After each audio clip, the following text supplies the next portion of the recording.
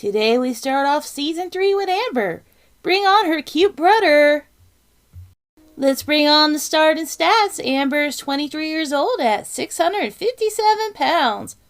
Woo! That's a lot. Time to check out the house. That's a pretty nice house. A little close to your neighbor, but that's alright.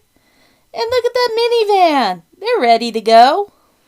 As you do on this show, we open up with Amber waking up in quotes to go to the bathroom, complaining about how she hurts. Before we get to the down and dirty stuff, look, a small dog. There's our small dog sighting for the episode.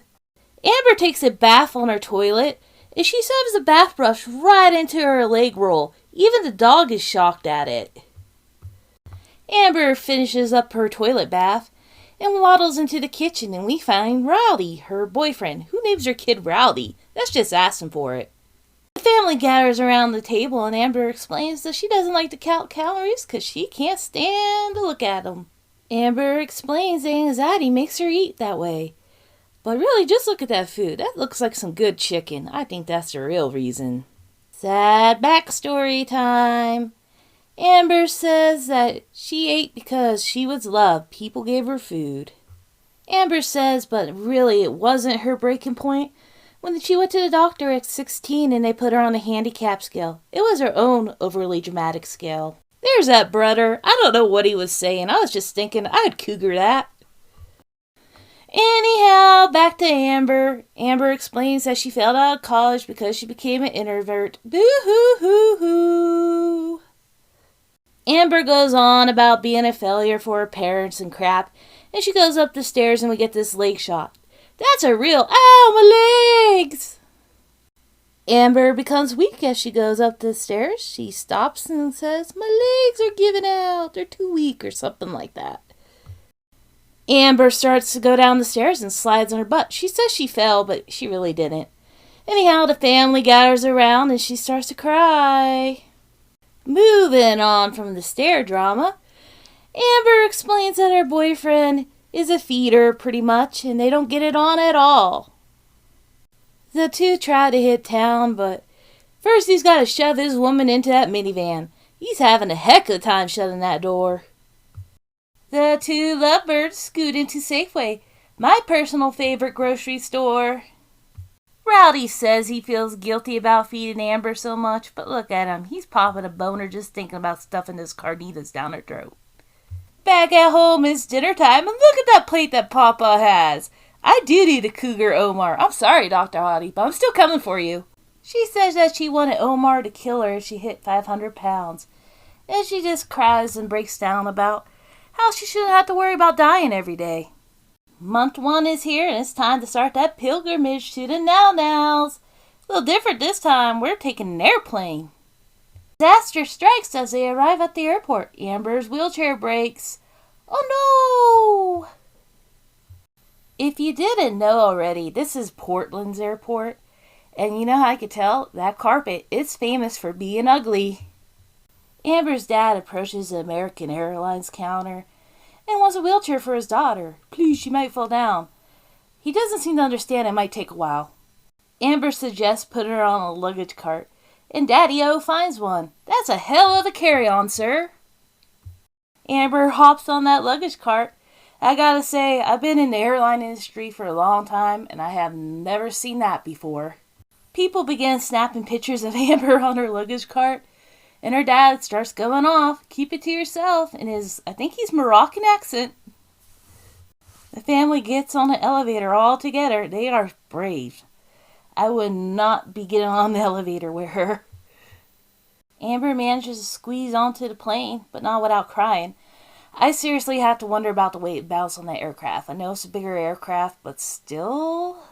So she bought 2 seats, and each person on the aircraft, they count as 200 pounds per the FAA.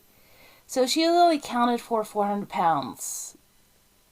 But anyhow, me in my mind, the plane made it to Houston without crashing. The next day, and they're rolling up in their minivan to see the Now-Now. You'll have to excuse my cat in the background. She wants to live her own 600-pound life. Amber steps on that overly dramatic scale. 657 pounds. My favorite Persian potato walks in the room, and look at Daddy-O, he's starstruck. Dr. Now grills her about her eating habit, and Amber says she's an overeater and she likes ice cream and pretty much anything, actually. Dr. Now calls her parents out as enablers, and look at that smile. That's his favorite thing to do, I swear. And bam! Dr. Now leaves with Amber having the sentence of 20 pounds this month. Month 2 is here and the family's moving to Houston. They got the U-Haul ready. The family is on the road. I'm just going to throw this out here because I don't know where to. What's your opinion on her bows? I heard good and bad things on them. The family has to pull over as Amber's about to toss her cookies somewhere in the middle of Utah. The family, small dog included, make it to Houston and start moving into the apartment. Unfortunately for Amber, she's still not feeling that good. I think Amber's dad is sick of her puking. He just throws a paper towel at her as she hacks it up on the couch like a cat. 2 weeks later, and Amber is cooking it up healthy. She's ready to make that change for the now. Rowdy, on the other hand, he's sucking on that hot dog. Amber also takes that brother of hers on a walk across the apartments. I do have to wonder what is up with the black thing on her leg. Why just one leg? Month 3 is here, and it's time to weigh in. That sign on the side of the building always cracks me up. I can't wait to see it in real life. Amber steps on that overly dramatic scale, and she's at 640.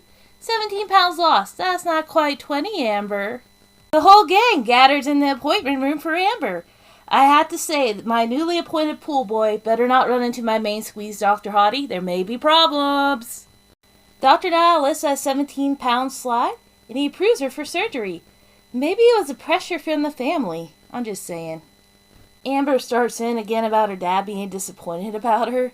And she slips into the accent too, so I'm not feeling so bad about the airport scene when I did it. The family leaves the office, and as far as I know, my two fantasy worlds did not collide. Woo! Month 4 is here, and Rowdy has put in Amber's big old legs on the bed. It's time to cut out that stomach and put it in the trophy room. Dr. Now comes and checks in on her. And look, Omar shaved. He's trying to hide. Amber is rolled into the OR. It's time for Dr. Now to get that trophy he wants. The room light is about to go off, and there's my boy Dr. Hottie with his beautiful hair. He's distracted, so he's not going to notice the pool boy. I'm really enjoying my soap opera in my head. You can make fun of me or say nasty things about me, I don't care. This is my soap opera. I have no life. We get our new stomach size comparison, and it's going from a football to a baseball. You're out! Due to TV magic, Amber is all done, and everything went fine. I wish you'd just say shit show for once. Please, just say it was a shit show. In effort to prove that Dr. Now did not steal her brain also, Amber gives a thumbs up as she wakes up in recovery. 3 days later, and Amber is being busted out of the big house. Okay now, Rowdy, come on. Amber arrives home and she talks about how she's going to miss her parents when they go back to Oregon. They are no longer going to be there to help her, and it makes her nervous. Uh-oh, we cut to this, and that is never good. It seems that Amber was rushed to the ER with chest pains. I think she woke up Dr. Now from a nap. He looks a little confused. Amber gets a heaping dose of radiation. Dr. Now is afraid she's going to have a heart attack on him.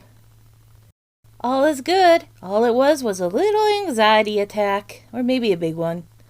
But you know, little anxiety attack sounds a lot cuter. Amber is sentenced to therapy. And look at Rowdy there. I can't help but laugh at him. Month 5 is here, and Amber is praying she doesn't see Lola as she sits in the therapist's office. Prayers were answered. She gets Aisha.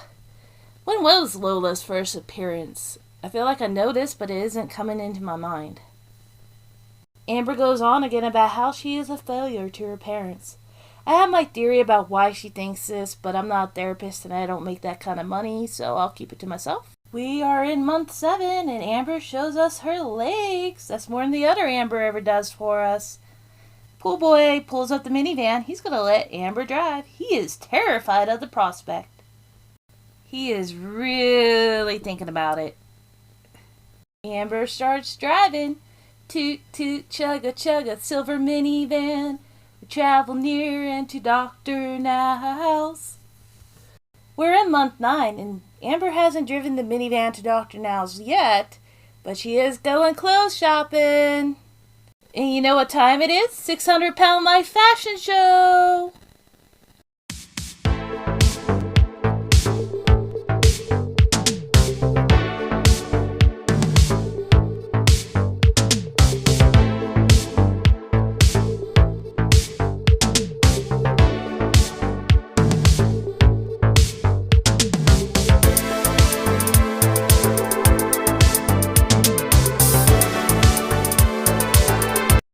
Okay, but seriously, I can't wait to get to Brandon. He makes the snarking easy. He does it for me. Back to Amber in month 10, and she's doing the unthinkable. She's setting Omar free. Girl, if you're going to walk in a public park, at least put socks on. I know shoes are hard to find. We skip ahead to month 12, and it's time to see that overly dramatic scale. The overly dramatic scale says 390. That's 267 pounds lost. Amber gets something we don't hear that much anymore. She gets a I'm proud of her. We end the episode with Amber and Rowdy going on a date to the zoo, where he may have been Carol Baskins, because he disappeared soon after. Let's move on. In summary, this wasn't a bad episode. It was actually quite enjoyable. I have heard that Amber is quite nasty in real life, though, so I'm not sure about her. And let's find our villain for the episode. It's pretty hard, but I think I found one. I'm going to give the villain to American Airlines, because how dare they not have a wheelchair for a 600-pound person?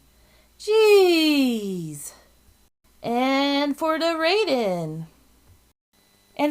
for this episode, I'm going to rate this a feud between Dr. Hottie and Omar.